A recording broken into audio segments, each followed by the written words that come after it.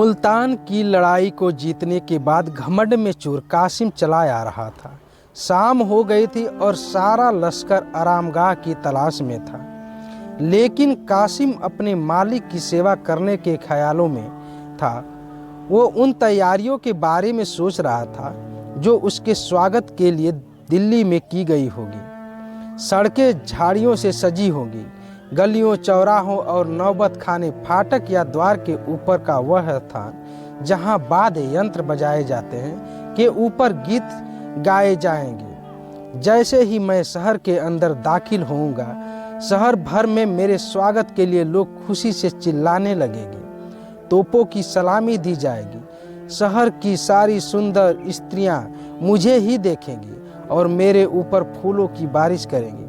बड़े बड़े लोग मेरे स्वागत के लिए महल के द्वार तक आएंगे। मेरे दरबार में पहुंचते ही हुजूर जैसे ही मुझे गले लगाने के लिए उठेंगे, मैं उनके पैर चूम लूंगा।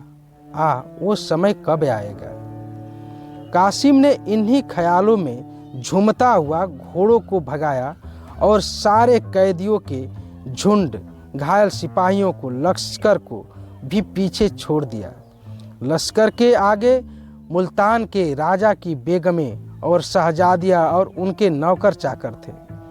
इन सवारियों के आगे और पीछे हथियार बंद ख्वाजा सहराओं का एक बड़ा दल था। कासिम अपनी धुन में घोड़ों को आगे बढ़ाए जा रहा था। तभी अचानक उसने एक सजी हुई पालकी में से दो आंखों को बाहर झांकते हुए देखा। कासिम 2 पल के लिए चौंक सा गया। उसने अपने दिल में एक कपकपी सी महसूस हुई।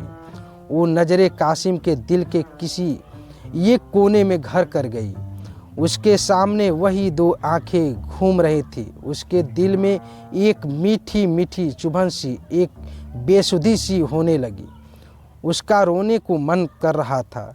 उसके दिल में दर्द का एहसास जाग गया था, जो प्यार की पहली मंजिल होती है। थोड़ी देर बाद कासिम ने हुक्म दिया, आज हमारा यहीं ठहराव होगा। आधी रात गुजर चुकी थी और लगभग सारे लश्कर के आदमी गहरी नींद सो चुके थे। पड़ाव के चारों ओर मसाले जलती दिख रही थी। जो जवान सुरक्षा में थे वो भी जमहाइया ले रहे थे, लेकिन एक कासिम था कि उसकी आंखों में नींद बिल्कुल न थी। वो अपने आरामदायक खेमे में बैठे हुए सोच रहा था कि क्या उस स्त्री को एक नज़र देख लेना कोई गुनाह है? माना कि वो मुल्तान की शहजादी है और मेरे हुजूर उसे अपने महल में रखना चाहते हैं, लेकिन मेरी इच्छा तो बस उसे देखने भर की है। अगर ये गुनाह है तो मैं ये गुनाह करूँगा। अभी भी तो हजारों बेगुनाहों को मारकर मैं लौटा हूँ, और किसी को एक नज़र देख लेना उन कत्लों से बड़ा गुनाह नहीं हो सकता। वैसे भी कासिम मुल्तान को फतेह करने वाला हीरो था। वो देर रात तक इसी विषय पर सोचता रहा। फिर कासिम ने अपने खेमे से बाहर निकलकर बेगमों के खेमे को देखा, जो थोड़ी दूर पर ही थे। कासिम ने अपना खेमा इन खेमे के नज़दीक जानबूझकर लगवाया था। बेगमों के खेमे के बाहर 5 सैनिक पहरा दे रहे थे। कासिम ये सोचने लगा कि इन सैनिकों को क्या नींद नहीं आती? खेमे के चारों ओर इतनी रोशनी क्यों कर रखी है? कासिम ने अपने खास को आवाज़ लगाई, मसरूर मसरूर। कासिम के पास आकर बोला, जी हजूर। कासिम ने बोला, ये मसाले बुझा दो, मुझे नींद नहीं आ रही है। मशरूम, जैसे ही आपकी मर्जी।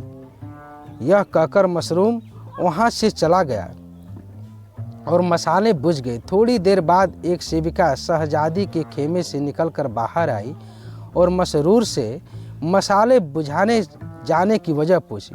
मसरूर ने कहा, सिपाहदार ने ऐसा करने को कहा, तुम लोग चौकन्ने रहना, मुझे तो उनकी नीयत में ही खोट मालूम होती है। कासिम काफ़ी व्याकुल था। वो कभी लेट जाता तो कभी टहलने लगता।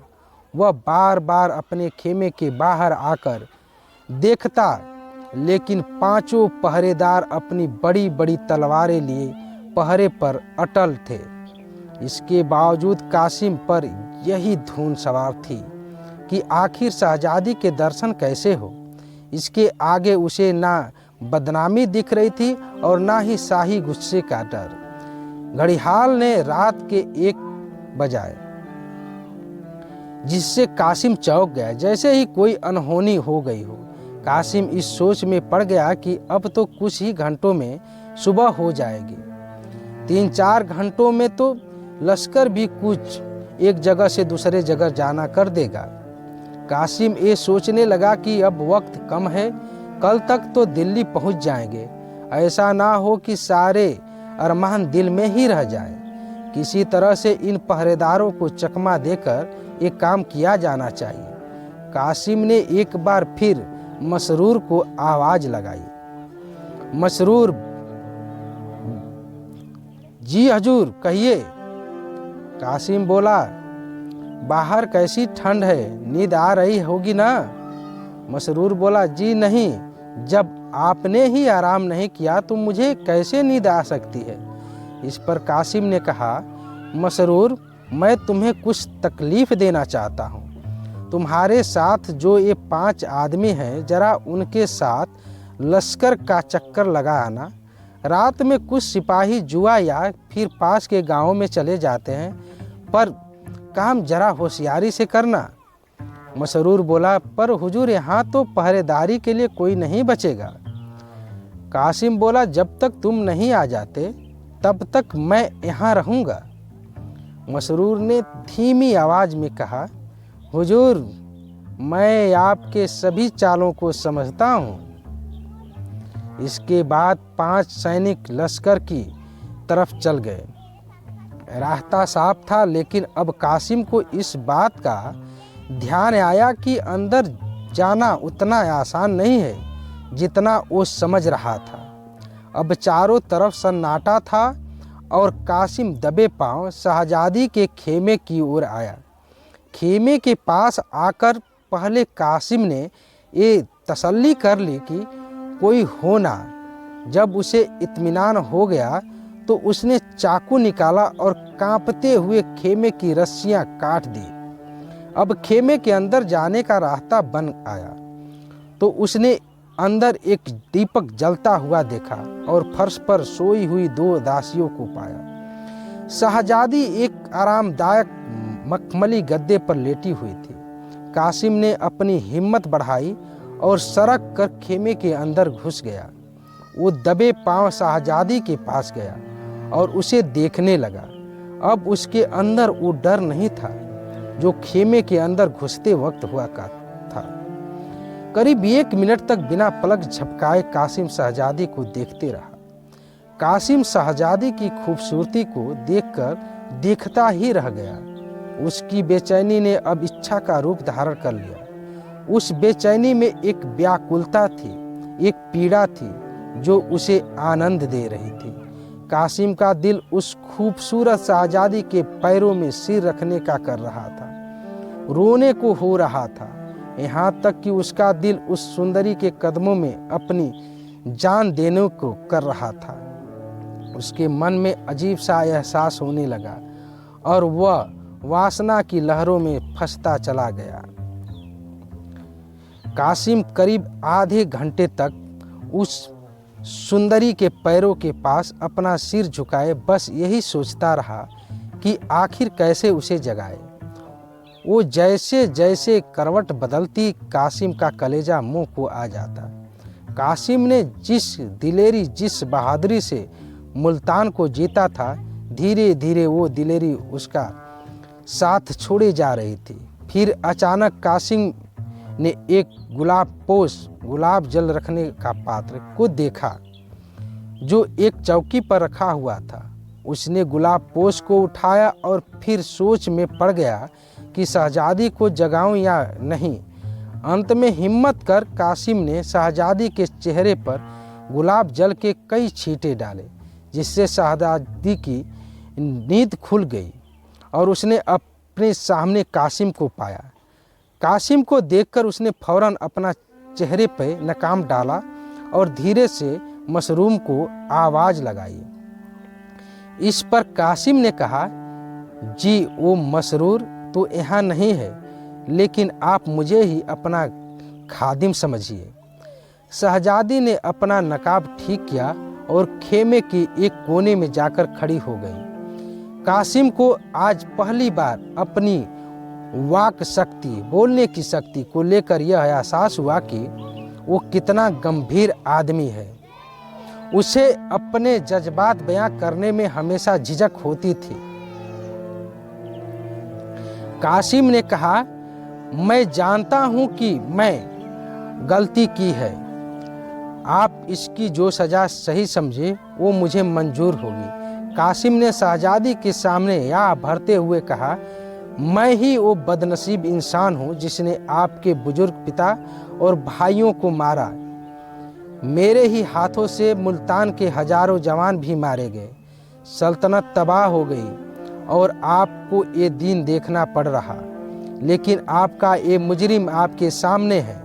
आपके एक इशारे पर मैं आपके लिए न्यौछावर हो जाऊंगा। मुझे यह आज मालूम हुआ कि कैसे बहादुरी के पर्दे में मन की इच्छा इंसान से किस तरह से पाप करवाती है। काश मेरी ये आंखें पहले खुली होती।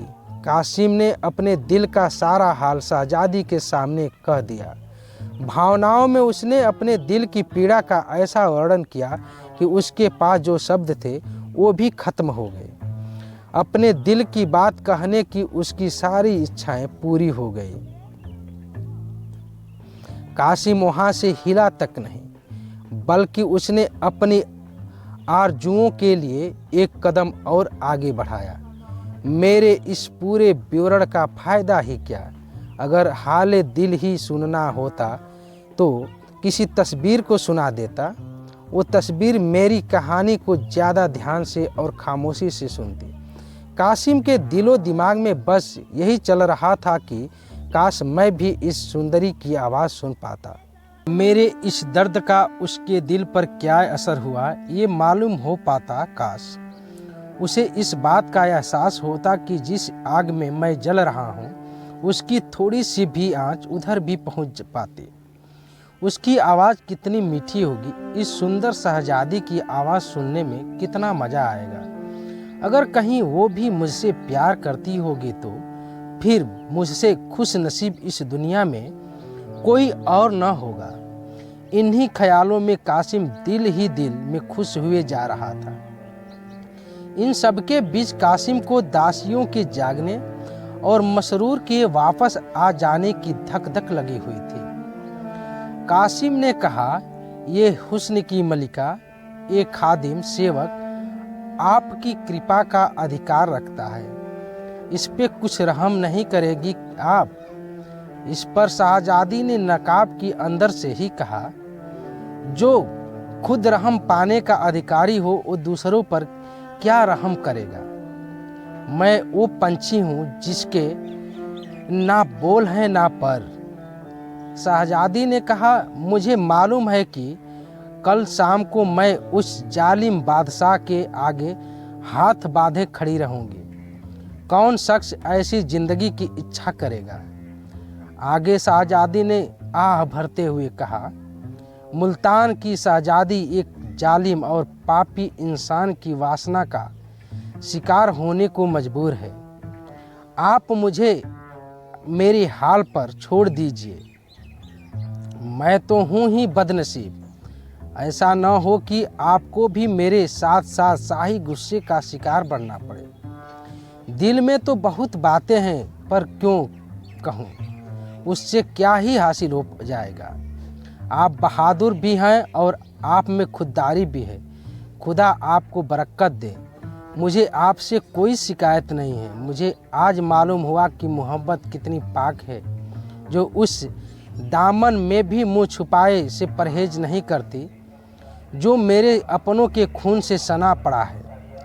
आपसे मेरी बस यही विनती है कि आप इस गरीब को भूल मत जाना। ये पल मेरे दिल में हमेशा एक मीठी याद बनकर रहेगा। उस कैद में मैं यही सपना मेरे दिल को सुकून दिया करेगा।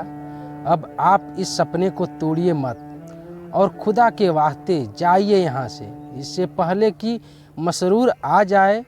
वो बड़ा ही जालिम किस्म का है। मुझे तो ये आशंका है कि उसने आपको धोखा दिया है। इसमें भी कोई शक नहीं है कि कहीं वो यहाँ ना छिपा बैठा हो। उससे आप थोड़ा होशियार रहिएगा। अब आप जाइए, खुदा हाफिज। ये सब सुनने के बाद कासिम ख्यालों में डूब गया। उसने जो कभी सपने में भी नहीं सोचा था वो पूरा हो गया। वो गर्व से फूला न समा रहा था। वो अपने आप को दुनिया का सबसे खुदकिस्मत इंसान समझ रहा था। कासिम के दिल में कहा, मैं इस खूबसूरत स्त्री के लिए क्या कुछ नहीं कर सकता। मैं क्यों डरूं बादशाह से? मैं बादशाह का गुलाम नहीं हूँ। मेरी बहादुरी की किसी भी दरबार में कद्र हो सकती है। मैं इस गुलामी की जंजीर को तोड़ डालूंगा और एक ऐसे देश में जाकर बस जाऊंगा जहां बादशाह तो क्या उसके परिंदे भी न आ सकें। उसका आशीर्वाद हो तो मुझे किसी और चीज़ की इच्छा नहीं। मैं अपनी इच्छाओं का गला क्यों घोटूं? इन्हीं विचारों को मन में सोचते हुए कासिम ने तलवार निकाली और बोला, जब तक मुझ में दम है तब तक आपकी ओर कोई आंख उठाकर भी नहीं देख सकता, चाहे फिर वो बादशाह ही क्यों ना हो। मैं दिल्ली के हर कूचे में खून की नदियां बहा दूंगा, पूरी सल्तनत को तबाह कर दूंगा। अगर कुछ नहीं कर पाया तो मर मिट जाऊंगा, पर आपका अपमान होते नहीं देखूंगा। शाहजादी धीरे धीरे कासिम के करीब आई और बोली, आप पर पूरा भरोसा है मुझे, पर आपको मेरे लिए थोड़ा तो सब्र करना होगा। आपकी खातिर मैं हर तरह की तकलीफ सह लूँगी। आपका प्यार ही मेरी हिम्मत बनेगा।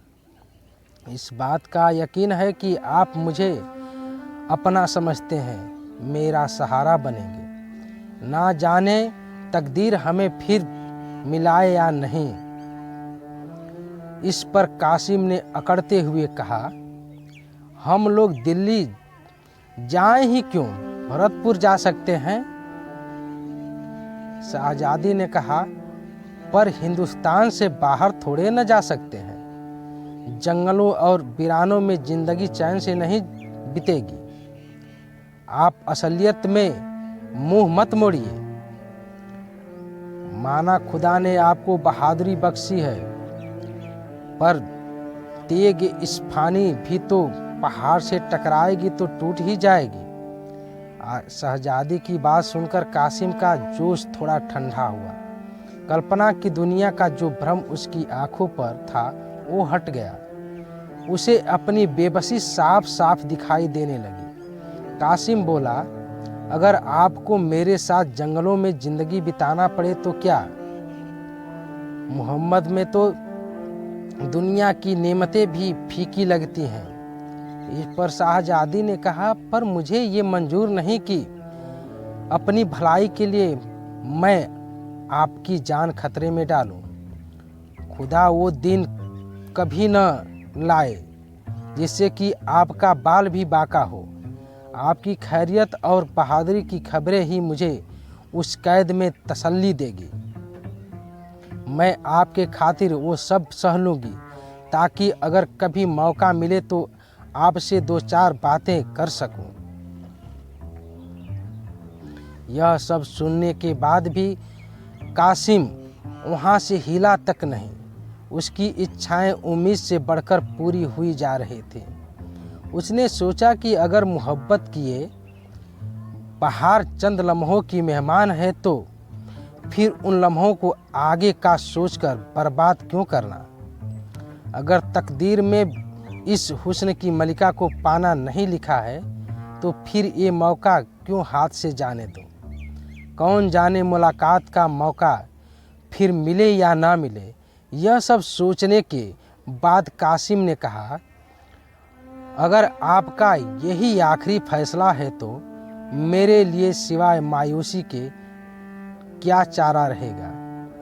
पर बस आप एक पल के लिए ही सही पर मेरे पास आकर बैठ जाइए, ताकि मेरे बेकरार दिल को थोड़ी तसल्ली मिल जाए। आइए एक पल के लिए ही हम ये भूल जाएं कि जुदाई की यह घड़ी हमारे सामने खड़ी है। आइए यह पल साथ मिलकर बिताएं। आप अपनी खूबसूरत हाथों से हमें शराब पिलाइए। कासिम सब चीज़ों से बेखबर शराब पीता रहा। उसने इतनी शराब पी ली कि उसकी गर्दन झुक गई और आंखें लाल हो गई। वो पूरी तरह से नशे में था। फिर अपनी लालसा भरी आंखों से वो शहजादी की तरफ बढ़ा ही था कि घड़िया ने सुबह के 4 बजाते हुए जोर से कूंज के डंके को बजाया, जिसकी दिल छेदने वाली आवाज़ कासिम के कान में आई। कासिम की बाहें खुली की खुली रह गईं। दासियां भी उठ बैठीं और शहजादी भी वहां से उठ खड़ी हुई। बेचारा कासिम अपने दिल की इच्छाएं लिए खेमे से बाहर निकल आया। जब वो अपने खेमे में आया तो उसका दिल कई सारी इच्छाओं से भरा हुआ था। उससे रहा नहीं गया और कुछ देर बाद उन इच्छाओं ने लालसा का रूप भरा। और अब जब वो बाहर निकला तो उसका मन बुरी इच्छाओं और लालच से भरा हुआ था। उसके मन की इच्छाएं उसकी आत्मा के लिए लोहे की जंजीर बन गई थी। शाम का वक्त था और दिल्ली की सड़कें झंडियों से सजी हुई थी, जिन पर कासिम मुल्तान के मोर्चे को जीतकर गर्व के नशे में चूर चला आ रहा था। गुलाब और केवड़े के फूलों की खुशबू दिल्ली की सड़कों पर चारों तरफ फैली हुई थी। नौबत खानों में सुनहरा राग गाया जा रहा था। तोपों ने मोर्चों की अगुवाई में अपनी आवाज़ बुलंद की। नगर की सुंदरियां खिड़कियों से देख रही थी। फूलों की बारिश हो रही थी। जब कासिम शाही महल के पास पहुंचा तो बड़े बड़े अमीर लोग उसके स्वागत के लिए कतार में खड़े थे। ऐसे सत्कार के बीच जब वो दीवाने खास में पहुंचा तो उसका दिमाग उस वक्त 7वें आसमान पर था। बादशाह के पास पहुंचते ही उसने शाही तख्त को चूम लिया। बादशाह भी मुस्कुराते हुए अपने तख्त से उतरे और कासिम को गले लगाने के लिए आगे बढ़े। कासिम अपने हुजूर के पैर चूमने के लिए झुका ही था कि मानो उसके सिर में एकाएक जैसे कोई बिजली गिरी। बादशाह का खंजर उसकी गर्दन पर पड़ते ही उसकी सिर शरीर से अलग हो गया। खून के छींटे बादशाह के पैर में, तख्त पर और उसके पीछे खड़े मसरूर की तरफ गिरे।